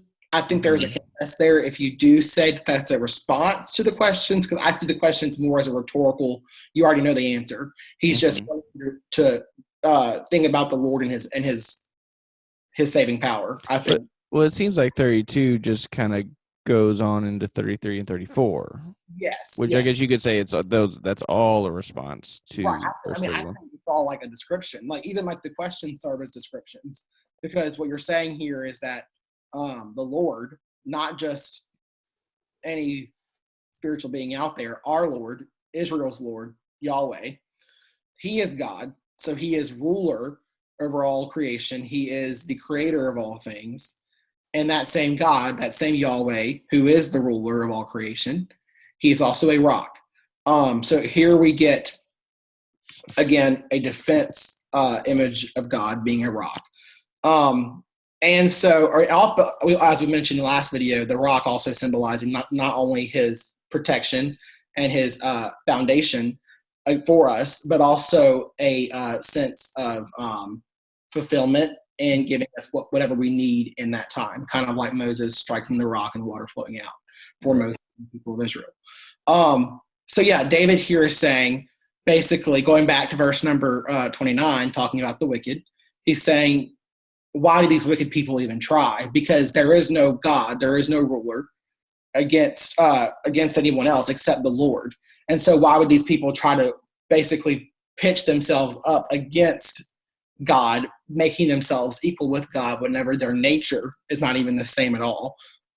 Yahweh is God by nature, being the creator of all the world. And because of that, he is the only one that can provide eternal security for us in this present life, eternal protection, and eternal,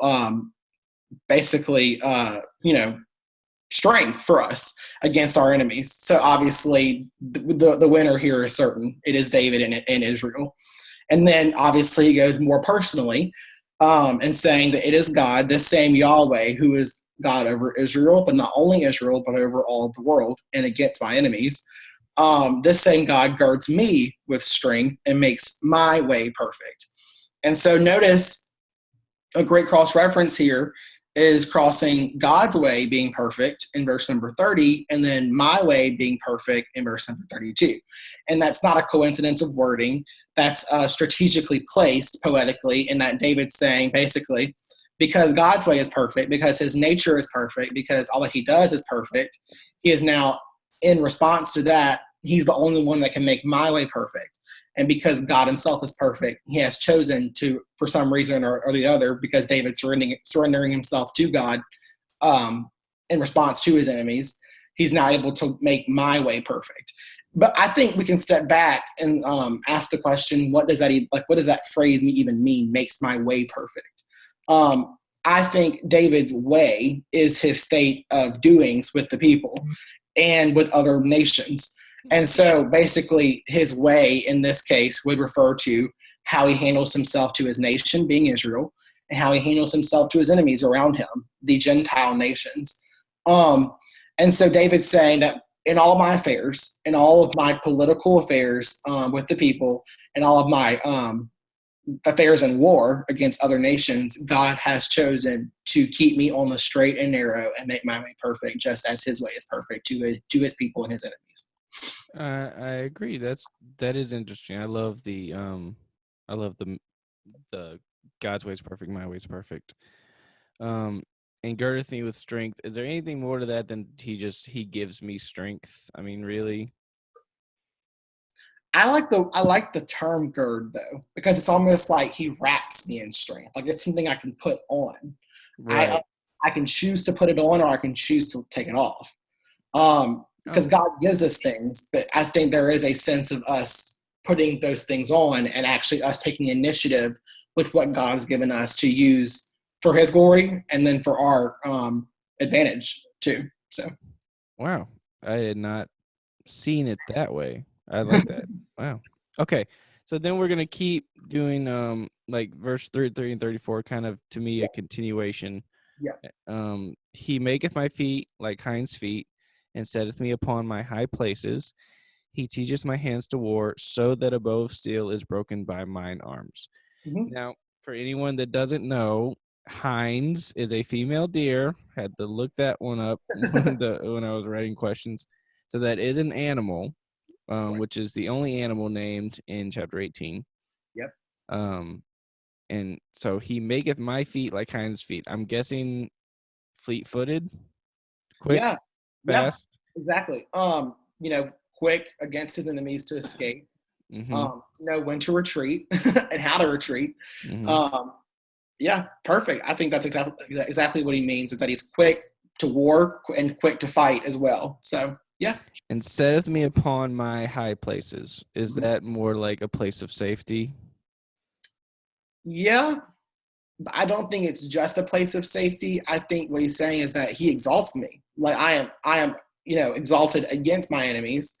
And in so doing, God is also exalting himself, because he's exalting someone who has totally surrendered to him to make his own way perfect. So yeah. Gotcha. We're gonna keep going. He teaches my hands to war, so the bow of steel is broken by mine arm. Mm-hmm. So is that a why, or is that a result?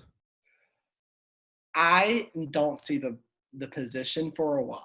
I think it is a result clause.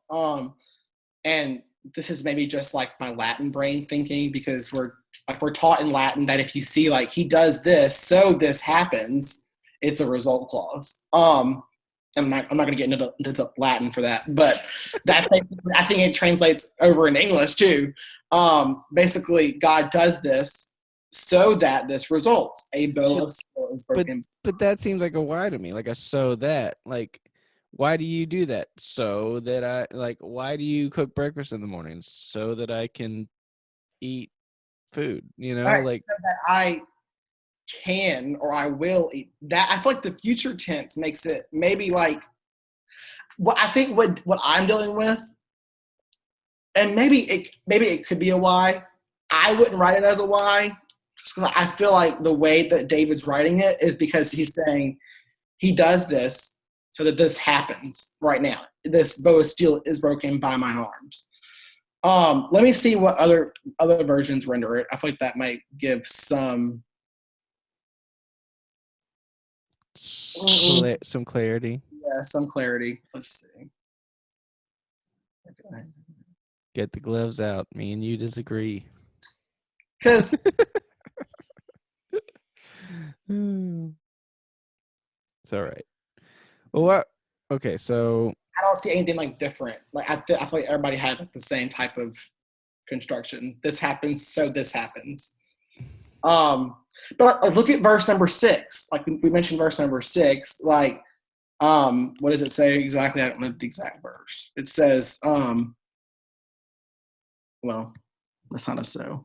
I thought it was. Oh, verse number 3, sorry. I will call upon the Lord who is worthy to be praised. So shall I be saved from my enemies. I feel like it's the same relationship as that, but I could be wrong. Like this happens, so this will happen. And I think when we discussed it, we said that's it was a result. why. But I could maybe they could go either way from a quizzing perspective as written. Maybe I don't know. That's not really. I mean, if I said like in verse number 33, he maketh my feet like verse number 34, he teaches my hands to war. But you don't say because a bow is still broken by mine arms. Like if you replace that so that with because, I don't think it would work. What like a for? Like I don't think you don't say because a bow of steel is broken by mine arms, that's why he teaches my hands to war. When you flip it like that, it does. You see what I'm saying? I do see it more clearly your way. Yeah. But I guess just in my common English brain, not your complex Latin brain, I just like if I would use a so that as a why in my life. But maybe I feel like you think it's a why. But it's like it's actually a result. Okay. I'm gonna lean towards your ruling, but I mean, but the Fover is the final say. We can always ask him. But that's what I'm thinking based on like what I'm trained in Latin. But that could be not applicable here. I don't know. well, you know what? I'm gonna plan on looking more into so that and so's and how to handle those. Okay, so a bow of steel. Talk about that. Like is it like an archer's bow, or is this like a? Yeah, I think it's an exact like an archer's bow. Yeah. Okay. And David actually mentions the bows of the wicked later on. I think in chapter number 37. Yeah. So like almost like a modern day like gunshot, basically. Right. That's how I could translate over. Basically, I demolish anyone who comes up against me in judgment, try to destroy me with a bow, with any type of weapon. Yeah, I think I like the poetry here, and there's a term for this that I forgot the exact name of, but there's a poetic relationship going on whenever you use one thing to describe an entire thing. So like in this case, a bow of steel, obviously he's not just talking about a singular bow of steel is broken by mine arms. What he's meaning here is that he's using that one bow to talk about the entire weaponry of his enemies. So basically every single weapon that is thrown up against me, I can now take down and demolish because you, God, teach my hands to war. Gotcha. Okay. Moving on. Thou hast also given me the shield of thy salvation, and thy right hand hath holden me up, and thy gentleness hath made me great. This is a great verse. It is a great verse. Well, let's do one more. Thou hast enlarged my steps under me, that my feet did not slip. Yep. All right. Thou hast given me the shield of thy salvation. Okay, so again, we have a imagery of protection, not uncommon here in Psalm chapter 18. And then we talk about thy salvation. And I think I mentioned this earlier sometime, but I think in this particular case, he's not particularly like meaning like Acts chapter 2, verse 38 type of salvation. It's not like I'm saved by this, this, and this. I think what he's talking about here is more of a physical salvation. You've saved me from my enemies, and that is my salvation. Obviously, that's rooted in the spiritual. We all know that David does not consider the physical as a different thing from the spiritual. But I think salvation here is talking about the more detailed physical salvation that he is now experiencing against Saul and Saul's armies. Your right hand hath holden me up. So this is a great image. I'm sure you've heard, Phil, of the right hand, like that image in the Bible. Yes. So what do you think like the right hand means? Um. Hmm. I'm afraid to get this wrong. Don't be afraid. Well, it talks about like being seated at the right hand of God, right? Like Jesus. Yep. So is that along the right track? Yeah, that's the same image. So like think of like someone's like right hand man, almost like that Oh, phrase, in English. And so the right hand in the Bible, just to put a blanket statement over it, basically is a symbol of authority and power. So whenever it talks about in Philippians, God seating Christ up with him in the heavenly places on the right hand of God. That's talking about obviously Christ's ascension into heaven. And whenever he did that, he was placed as the Son of God and God himself. He is now the full image of the authority and power of God himself. Obviously, for talking about doctrine, Jesus is not a separate person from God the Father himself. But what that image is doing here is talking about Christ's authority and reign as God. David's talking about the same thing, obviously, not that he's God himself, but he's talking about basically being a ruler. And in the ancient eyes, being a ruler over a country was almost synonymous itself with being a god. That wasn't the case for Israel, obviously, but you could kind of see where this language could be taken in another way for people who did consider themselves to be gods, like the Egyptians, and then the Babylonians, people around David and Israel. So yeah, he's saying that God himself, not to exalt himself as God, but that God himself has now, with his right hand of authority and power, he has done this and made me to be now in a state of possession and power as the king of Israel. And not only as the king of Israel, but recall what's happening.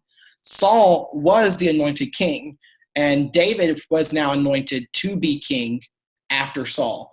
But it took, I believe it was 12 years and 12 chapters later for Saul to actually be placed in a position of king. So this is a great personal lesson, I think, for all of us, in that God can call you to be something, but God's calling does not always mean that when that calling comes, that is the time for you to now take that position in the kingdom of God. David's a great example of this. He had to wait all those years until his calling was fulfilled. So don't always think that whenever you hear from God, it's a then and there moment, because God may do some things to test you, to try your patience, and then also just to build your character in the process. And I think that's what David is reflecting on here, is that he's saying, I'm now rightfully placed because I've trusted in the anointing and in the power and the authority of God. God has now made me king, and I have a authority that I've been granted from God and not myself. So you say right hand, power and authority, and then that kind of the contrast makes it interesting. Thy right hand, your power and your authority, has held me up, and your gentleness, which to me is sort of an opposite, hath made me great. That is really interesting. Yeah, and I think he's reflecting on the nature of God, because now he's talking about thy gentleness. And if you recall, David needed a lot of mercy in his life, with murdering and then committing adultery and all these great sins.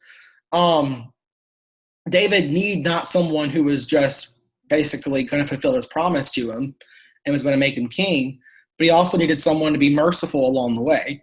And so I think David's life was a great example for us, again, in this case, because while we're trying to do the will of God, we need grace and mercy to fulfill that will every single day. And God grants, in his greatness, but also in his power, he grants us help in our walk with Christ to basically go to where we're called to be, but also with grace to help us get there whenever we do fall and come short.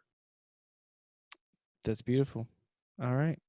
So the next verse, thou hast enlarged my steps under me, that my feet did not slip. we were actually doing some charting last night, and we were doing some similar words, and we did slip, stumble, slide, fall, fell, and we're like, man, like how That's would cool.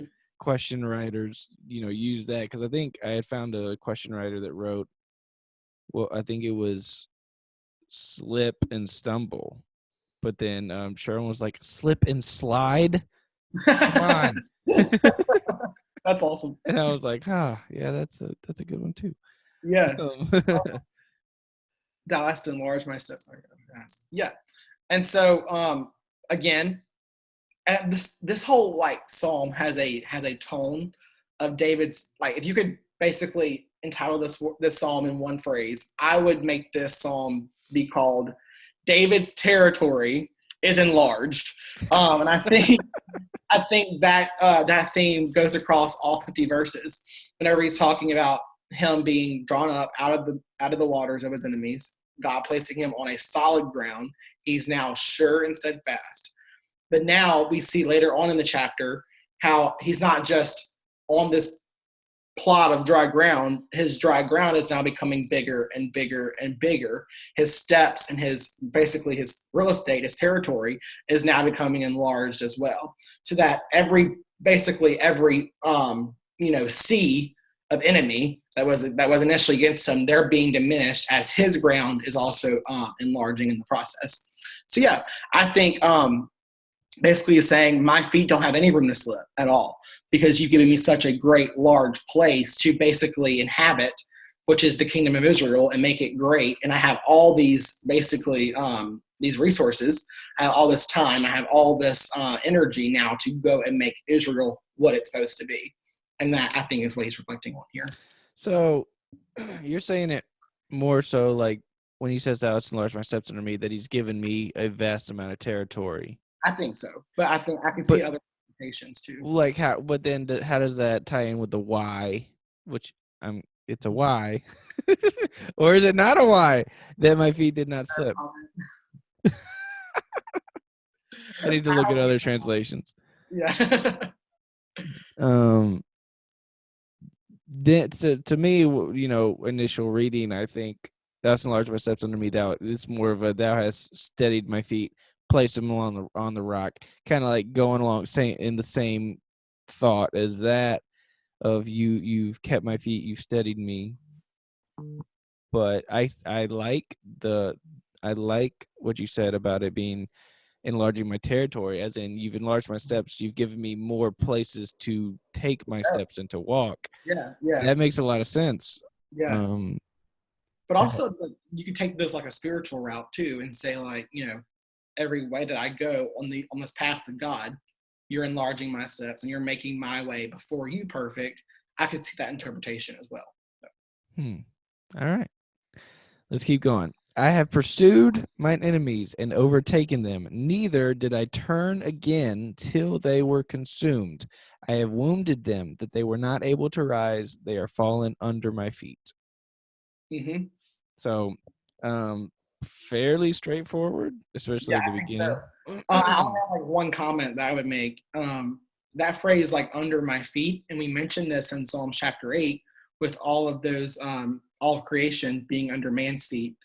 And his authority and power. The word authority has come up, obviously, in the psalm a lot. We just mentioned it in Psalms chapter 35, God's right hand of authority. But now he's reflecting on his right hand of authority. What has it done for David? And now he's listing out what it's done for David, and that basically all of his enemies that pursued him, he's overtaken them, and they are now consumed. They're destroyed altogether. And now he's saying that I have taken authority and that they are fallen under my feet. So basically, just like all of creation is under mankind's feet, these enemies in the same way now have to act in the same way toward their creator. And all these people, all these nations are now under my feet, with God being my creator and being the person who is the head of my life. So I do like that. The neither did I turn again till they were consumed. Is that just saying like I didn't go home until it was done? Yeah. Okay. Okay. I was on the grind until it was over.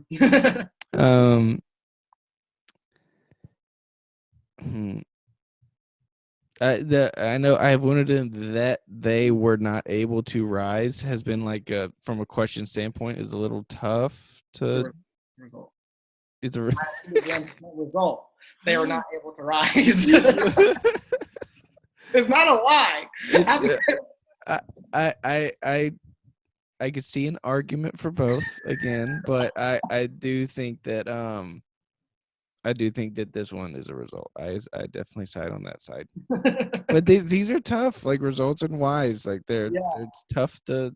Well, I think we haven't seen like the so that and the that as like blatant in other studies as we have in the Psalms. So it's making kind of us like spin our heads and wonder, is that a result or is that a why, a purpose clause? Reason, yeah. So, yeah. Okay. 4. Thou hast girded me with strength unto the battle. Thou hast subdued under me those that rose up against me. Thou hast also given me the necks of mine enemies, that I might destroy them that hate me. Mm-hmm. Okay. Let's see. Another girded with strength, obviously, but this time it's girded me strength unto the battle, which same thought, just bringing that back, right? Right. Basically, we have that same idea of God girding David with strength. He mentions it earlier in the Psalm. But you have to, and I mentioned this before, you have to put on the strength that God has given you. And David, like a piece of armor, David has now put on that strength that only God can give. And that's the idea here, is that just like he is girded for battle, David's also girded spiritually with God's strength to fight the battle. I like whenever he says, "Thou hast given me the necks of my enemies." Why do you think he used the body part necks? Because it's a extremely vulnerable part of our bodies, and when you have someone's neck, you pretty much can take their life with ease. I don't know. Okay. Well, I feel like you're about to go a different direction. No, I feel like I could like see that interpretation. Like I think that's valid, definitely. I don't know. I'm kind of like wrestling with it, because in the Song of Solomon, Solomon like describes the woman as like having like a strong neck, like the neck of a tower almost. And so I'm not sure if like it's in the image of the Hebrews that have like this idea of like the neck being like actually like pretty strong and like being pretty sturdy, or that was just like a contrasting nature in the Song of Solomon whenever Solomon is describing the woman as having a strong neck in comparison to the neck naturally being weak. So I don't know. But I feel like maybe like the interpretation of them having strong necks could work here, but I also see like the neck being like a really vulnerable part of the body, and he's just taking advantage of that and cut them off. Yeah. So I don't know. The verse 39. It's another also bringing it back to under me, under my feet. Thou stood under me again. Those that rose up against me. I like that. Under me, they rose up against me, but then they were put under me. There's a lot of like under me phrases in Psalms chapter 18, and I like it because it's not like David saying, "I destroyed them and I kicked them and I did all these things." It's like God just simply like, here's David, here's God, and like the enemies, and God just places the enemies under his feet. It's like I think it's again showing God's hand at work throughout David's life and throughout the battle. So yeah, I like that under me imagery. So I do too. All right. They cried, verse 41. They cried, but there was none to save them, even unto the Lord, but he answered them not. Then did I beat them small as the dust before the wind. I did cast them out as the dirt in the streets. One of my favorite verses in this chapter. Sorry, the imagery is really cool. It is really cool. So they called, basically, the NLT says they called for help, but no one came to their rescue. They even cried to the Lord, but he refused to answer. So that even unto the Lord is referring back to they cried unto the Lord is what it's saying. But he did not even respond to them. So here David's saying that these people who thought they were God, these Gentile nations who portray their rulers as being God themselves, they're now calling upon who they know all along to be Jehovah, God, Yahweh, the real God, but he doesn't even turn his ear to them. This could be used as like God's so cruel, but no, it's that God respects and goes back to how you display yourself toward God in verses 24 and 25. If you show yourself merciful, God will also show himself merciful. If you show yourself froward, God's going to show yourself froward. Because these people in this moment called unto God did not combat what their continual nature before God was. And that was they were continually froward. They were continually against God. And so God, again, was going to be froward to them. And that he is in this act of exalting David against the Gentile nations. So, and then I like as the dust before the streets. That's pretty cool. So we have the word dust and dirt in verse number 42, which is a great quote. Both the words dust and the word dirt is in the verse. Quote this verse. So it's this idea that I grounded them. According to NLT, I grounded them as fine as dust in the wind, which is like David's like going off in these last couple verses. I grounded them as fine as dust in the wind. So they're basically nothing. They disperse. Their particles are everywhere in the wind, and they're gone. They're vanished. All that's left is these little dust particles. I swept them into the gutter like the dirt. So basically, like the word streets is now in the NLT gutter. They're being swept away and thrown out as trash in the streets, and they have no use, and they're now trampled on in the streets by anybody who walks by. So all these passerbys, all these random people are now destroying and walking all over these nations who were so great at first. That's a great verse. I like it a lot. I like and then cast them out how is another cross that I believe we have. And then what and then I like what contrast concerning dust and what contrast concerning dirt. Because there's like two separate contrasts in one verse. That's definitely unique. Is it a contrast or a comparison? Oh, you're right. You're right. I said contrast. It is a comparison. Yeah. What comparison concerning dust? What comparison concerning dirt? Yes, why have I not written that question? I'm kind of upset. I did not write that. You really? You haven't seen that question? I have not written that question. Wow. Yes. So like, and for just to go through it from a question writer perspective, a contrast, and we've argued about contrast a lot. A contrast is showing two things. To me, when I think of a contrast, it's taking these two things and showing you how they're different. And a comparison is showing how things are alike or making an analogy, right? Right. Okay. Yep. So in this case, it's making an analogy and it's a comparison. And there's two in one verse, which is definitely unique, like just very straightforward two comparisons, which makes for great question writing, Eric. I think the only like two comparison verses that we have is maybe this one and then Psalms chapter 19, verse 10, like talking about the sun, or no, not verse 10. Yeah. As a bridegroom. Yeah. Right.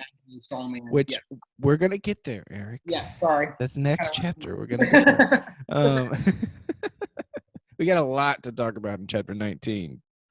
I'm sure there's a lot to talk about. All right, let's keep going. We're almost through this behemoth of a chapter. Thou hast delivered me from the strivings of the people, and thou hast made me the head of the heathen. A people whom I have not known shall serve me. Yes. Let's keep going. As soon as they hear of me, they shall obey me. The strangers shall submit themselves unto me. The strangers shall fade away and be afraid out of their close places. Okay. To the strivings of the people, all of their, what they can muster up to go against me, you've given me victory over the people. The people here is referring to the heathen in the same verse. And the people whom I have not known, basically, all these people in David's mind are the same people. Yeah. For quizzing purposes, again, we've mentioned this before, I would consider them different groups. But conceptually speaking, they are all the same people. I want to backtrack though. I think I mistakenly spoken. The strivings of the people. David's talking about obviously the heathen, those nations afar off, but also he's talking about I now have victory in the kingdom of Israel as well. So obviously Saul was a Jewish ruler. So he was fighting a domestic war. It was like a civil war basically that was going on in Israel. And so he wasn't talking about in all of his cases that it was all foreign nations. Sometimes it was civil unrest in his own nation. So he's saying that you've exalted me against people of my own nation who were against me. I now am the ruler of Israel, but also everyone else, all these foreign countries, all these foreign nations, I now have authority over as well. The phrase the heathen is not a derogatory term per se in the Bible. We usually say like, you're such a heathen, like meaning like you're like a sinless person or a sinful person or something. Right. But that's not what the biblical authors necessarily thought of the term heathen. Heathen just means like a Gentile, someone who's not a Jew. So anyone else besides the nation of Israel is a heathen, or is a heathen. To all these foreign nations, the people whom I have not known shall serve me. All these Gentile nations. As soon as they hear of me, they shall obey me. Wow. Again, same thought. The strangers shall submit themselves unto me. So again, the strangers, talking about the same people, the heathen, the foreign people afar off, they shall fade away and be afraid out of their close places. So what do you think that image means, like their close places? I think small places, but and I know we also have high places in this chapter, so like I think that's a good cross. High places, close places. Out of their close places, to me I think they don't, I'm not really sure, out of their I think the closets. The NLT is like the best the best version, I think, because it says like they're strongholds. So like basically their fortress, their they're close places. Their army base, they have to like go and be protected against the enemy. All these people are now afraid out of their close places, their encampments, their strongholds. So yeah. Okay. I didn't see it that way, but I can see that does make sense. But then so why does he say would use like fade away and being afraid in their so fade away is in they're retreating to their fortresses, maybe? Yeah, it could mean that. I just have the image again of like the dust in the streets. Yeah, I do too. Yeah. But yeah, I think it could be like them fading away, like in terms of retreating, running back, or it could be like David is utterly destroying them to pieces. And so they're afraid. Yeah. Which makes sense. So in these three verses we have the people, the heathen, a people whom I have not known, and the strangers. Now that all may be speaking of the same people, except for I'm not sure about the strivings of the people, if that's Israel or if that's the same people he's talking about. I think it could encompass everybody. So like Israel and all these foreign nations. But I wouldn't make it a synonym because I think it's a more broad term. The people. So. But for quizzing purpose, obviously all of those are separate who's. You can make a really good owl question, as we like to call them, the who questions in those verses. All right. The Lord liveth, and blessed be my rock. I have a lot of church songs popping in my head. And let the God of my salvation be exalted. It is God that avengeth me and subdueth. Okay, we probably shouldn't go on to that yet. So verse 46, the Lord liveth, and blessed be my rock. Once again, another my rock comparison. 3 verses of chapter 18 describe God as a rock, which I believe it's 3. I think so. Good cross. And let the God of my salvation be exalted. Yep. So that's just a God, David extolling, praising the Lord, right? Awesome to praise, like all of a sudden, like, dang God, like you're pretty awesome. Yeah. So well, he just got done talking about all the things that God's going to do for him and how he's going to defeat his enemies and everything. So he just had to had to turn around and praise God. Yeah, praise break in verse number 46. And then 47 and 48. It is God that avengeth me and subdueth the people under me. He delivereth me from mine enemies. Yea, thou liftest me up above those that rise up against me, and thou hast delivered me from the violent man. So is he kind of like almost like recapping? It's like he had a praise break in the middle of, and then he just kind of gives a recap again to emphasize. Subdued like the nations is what the NLT says under me. Again, those nations being all those foreign people. So yeah, he's recapping again.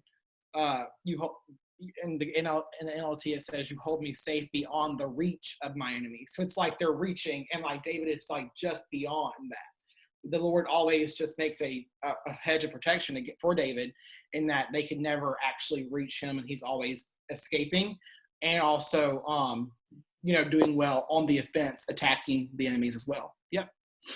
Gotcha. And another subdueth under me. Uh-huh. So that's another one. So I think it's subdueth them under me, which then referred to mine enemies early in the chapter. And this time it's subdueth the people under me. Good crosses, good imagery.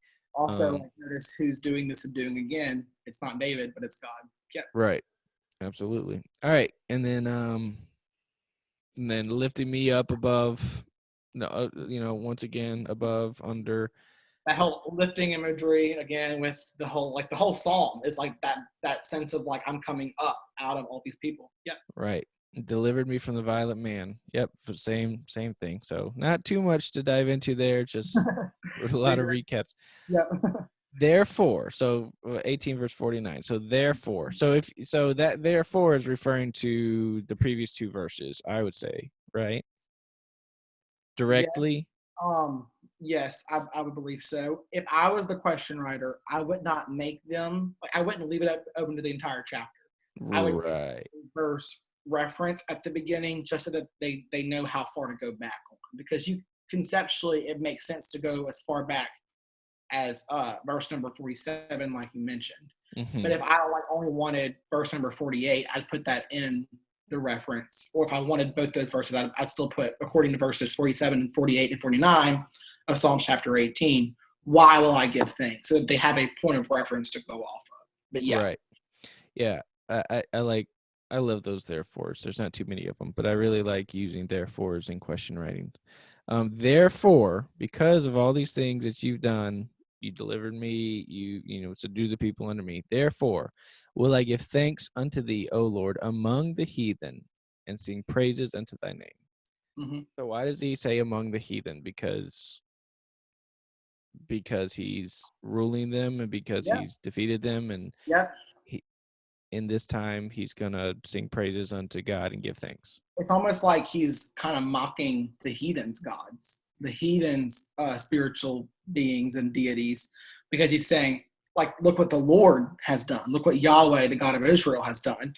And I love this verse because Paul actually quotes this in Romans chapter 15, whenever he's talking about basically the coming together of the Gentiles and the Jews. And he quotes this and he says the same thing: I will give thanks unto thee, O Lord, among the heathen, and sing praises unto thy name.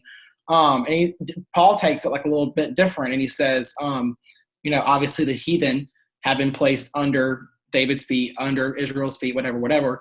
But he says they've now come basically into communion with the Jews in the New Testament church, and that God has now made a way, almost like by humbling the heathen, God has now made a way for the heathen to come back to God. And Paul actually says a pretty bold statement in Romans chapter 11 with, the Jews, they were the initial people in God's olive tree, is what his analogy is in Romans chapter 11. But if they do the same thing, if they go against God's nature and God's power, God will just snap them out of the olive tree as well. He will take away their branch from the olive tree, is what he says. But now the Gentiles, who are not a part of the olive tree initially, they're actually grafted into the olive tree as now being a part of the family of God. So I love this verse because it talks about the humbling, basically, of the heathen. And Paul brings this up in Romans to talk about what God's doing among the heathen, and that he's now bringing these Gentiles toward the family of God in Romans chapter 15. So Gotcha. All right, here we go. Last one. Last verse.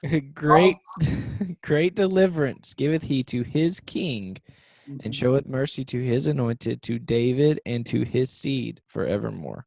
So God is giving great deliverance to David forever and Yeah. David's seed. That's basically what it's saying. He's just saying his king, his anointed to David.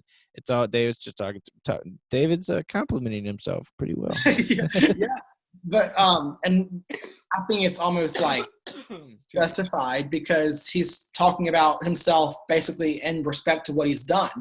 He's allowed God to anoint him. He's allowed God to give him mercy. He's allowed God to lift him up because he's humbled himself before God. And also David describes himself in the third person. He names himself David. And so he calls himself out. That's like me saying God gives mercy to Eric, forevermore. And so there's a lot of descriptions here, but also you can talk about his seed forevermore and who would come up after the lineage of David being Jesus Christ himself, our Messiah. So yeah, this verse is pretty important. But in terms of quizzing, this verse is important in Psalms chapter 18 because we actually have the name David. So if a verse leaves open to the whole chapter, Psalms chapter 18, and you have a pronoun I, it is necessary to identify the pronoun being David because of Psalms chapter 18, verse 50. So if I said, thou hast given who the necks of my enemies, you would not just be able to say me being David because of verse number 50, giving David's name. Yeah, thanks a lot, David. No, I'm just kidding. Last verse. That is a really good point that chapter 18 is unique to that where pronouns had to be treated a little differently. And especially if maybe a question has the reference in it, but the quizzer interrupts and leaves it out, you may be opening yourself to more pronoun specifications that weren't initially written in. And I would say that like officials and question writers should know that. So please note that if, Psalms chapter 18 is one of those unique cases where if left open to the entire chapter, you are required to give the I, my, the mine's, my being David. Yep. I agree. All right. Hey, that was a long chapter, and this is going to be a long podcast. But chapter 18 is unique and different, and to me, like I said before, it was one of the more difficult chapters for at least my quizzers to fully grasp, in their memory and referencing and stuff like that. But I think hopefully this breakdown, this scripture dive, can help our quizzers and coaches just have a different interpretation and perspective on the chapter. So once again, Eric, you're killing these. I mean, you bring so much knowledge to the scriptures and helping us see things differently. We appreciate you doing all this. Thank you for having me on. I appreciate it. All right, chapter 19 is next. We'll get together soon again.